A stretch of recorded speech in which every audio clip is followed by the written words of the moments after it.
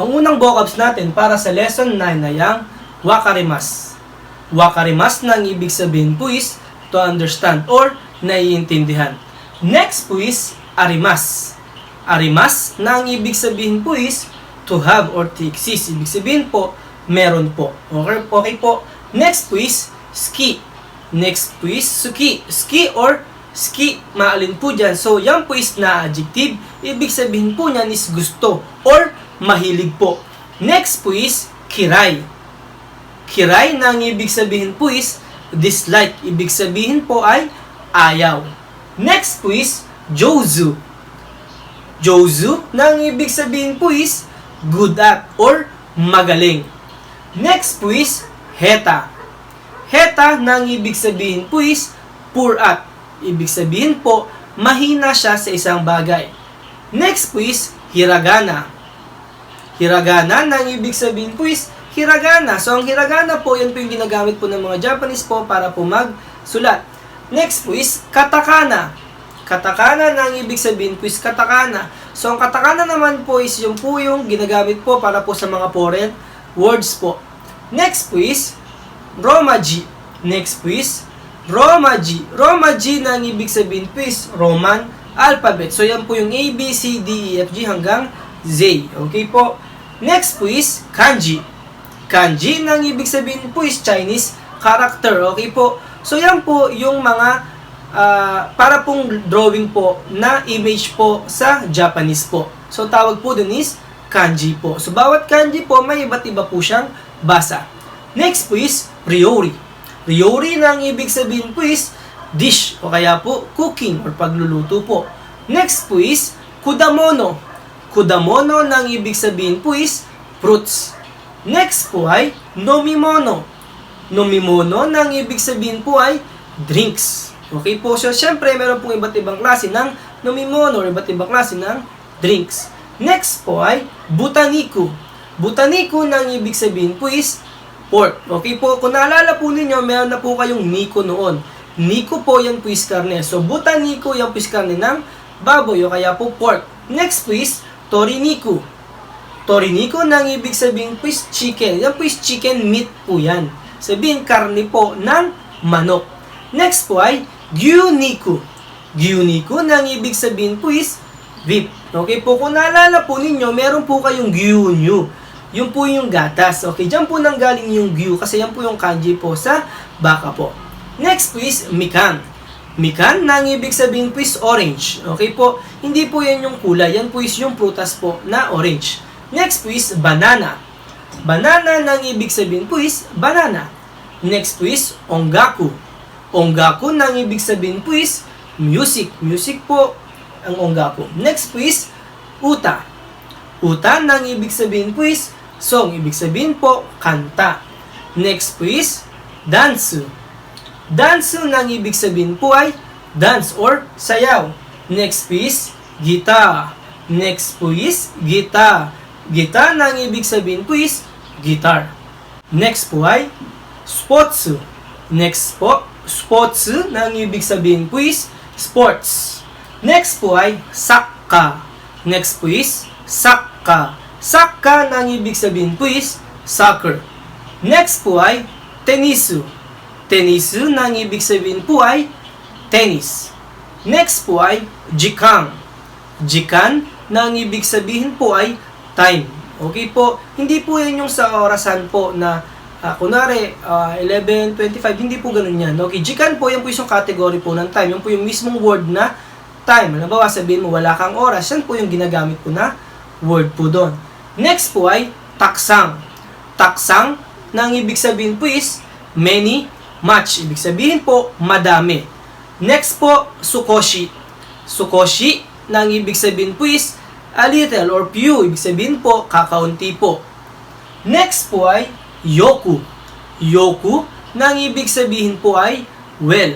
Okay po, kung ilalagay nyo po siya sa sentence, ang ibig sabihin po niya is mabuti. Halimbawa, naiintindihang mabuti. Ganun po.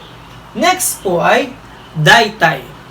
Daitai na ang ibig sabihin po is almost or roughly. Ibig sabihin po, halos. Next po ay zeng-zeng. Zeng-zeng na ang ibig sabihin po is not at all, okay? Kung naalala po ninyo, yung amari po, ginagamit po siya para sa negative. Yung zeng-zeng po, ginagamit po siya din para sa negative lang. Hindi po siya pwede sa positive, okay po? Ngayon, halimbawa, sabihin yung zeng-zeng, ibig sabihin po ng zeng-zeng, hindi po talaga. Kung yung amari po ay is, ang ibig sabihin po ng amari is hindi gaano, ang zeng-zeng po is hindi po talaga. Next po ay mochiron. Mochiron na ang ibig sabihin po is, of course. Next po ay doshite. Doshite na ang ibig sabihin po is, why. Okay? Doshite po sa yan po is interrogative po. Doshite, why po ang ibig sabihin yan. Next po ay kara. Kara, ibig sabihin po is because. Okay po? Yung kara po na pag-aralan nyo po dati, yun po is yung from. Simula dito hanggang doon, yun po yan, di ba po? Ngayon, yung kara naman po dito, dinudugtong po siya sa dulo po ng sentence po ninyo. Ibig sabihin po niyan is because. Okay? Next po ay byoki. Byoki na ang ibig sabihin po ay illness or sakit. Next po ay kusuri. Kusuri na ang ibig sabihin po is medicine or gamot. Next po ay atama. Atama na ang ibig sabihin po ay ulo. Next po ay onaka. Onaka na ang ibig sabihin po is stomach or chan. Next po ay atamaga itay. Atamaga itay na ang ibig sabihin po is have a headache. Itay po, ang ibig sabihin po ng itay ay masakit. Ibig sabihin, kung ano po yung masakit po ninyo, ilalagay nyo lang po or papalitan nyo lang po yung word na atama. Okay po, halimbawa masakit po yung chan. Onaka ga itay des. Ibig sabihin, masakit po ang chan. Next po ay netsuga arimas. Netsuga arimas, ang ibig sabihin po is have a fever. Ibig sabihin, merong lagnat. Next po ay kaze o hikimashita. Kaze o hikimashita, ang ibig sabihin po is have caught a cold or meron po siyang trangkaso. Next po is kaisha o yasumimas. Kaisha o yasumimas. Okay? Kung naalala po ninyo, meron na po kayong yasumimas dati. Sinabi ko po sa inyo, kung meron po kayong place, yan po is particle de kasi doon po kayo magpapahinga. Okay, iba po sa kaso po ng kaisha or kaya po ng gakko school po. Bakit po? Kapag po yan is kapag ang sinabi nyo po sa yasumimas is a-absent po kayo. Ang gagamitin nyo pong particle para sa place is particle o. Okay? Kapag magpapahinga kayo sa isang lugar, yun po is particle de. Pero kapag a-absent kayo sa trabaho or sa school man po, yan po sa place po or kung saan po kayo absent, particle o po ang ilalagay po ninyo, then yasumimas po. Ang ibig sabihin na po nyo is a-absent po. Next po is nandesu ka? Nandesu ka na ang ibig sabihin po is may I help you? Or pwede rin po siyang ano po yun? Halimbawa may tumawag po sa inyo, tan-tan-sang, hi, nandesu ka? Ano po yun? Ganun po. Next po is sumimasen ga?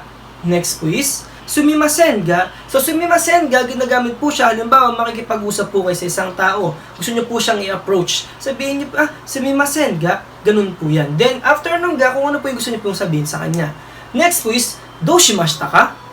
Doshimashita ka, na ang ibig sabihin po is, what's the matter with you? Okay, ginagamit po yung doshimashita ka. Halimbawa, yung isa pong kaibigan is nakatulala, or pero parang meron po siyang iniisip na kung ano. Pwede nyo pong sabihin na, doshimashita ka, kung ibig sabihin is, anong problema? Anong problema? May problema ka ba? Anong problema mo? Ganun po ang doshimashita ka. Okay po? So, yan po ang vocabs po ng lesson 9. Okay po? Sa lesson 9 po, magkakaroon po kayo ng bagong particle. Yan po is yung particle ga. Okay? Marami pong gamit yung particle ga po dyan sa lesson 9. Then, magkakaroon din po kayo ng marami pong adverb of degree. Meron po kayong taksang, sokoshi, yoku, daitai. Then, magkakaroon na rin po kayo dito ng cause and effect or yung reasoning po.